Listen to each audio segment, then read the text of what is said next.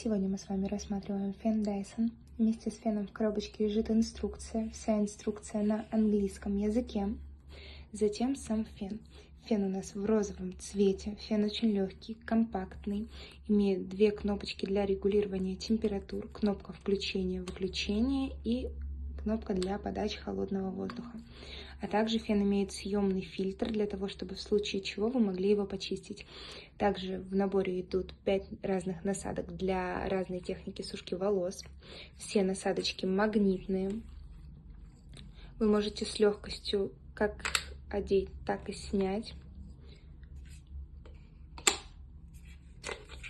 А также, если вам удобно, вы можете сушить волосы и без насадки.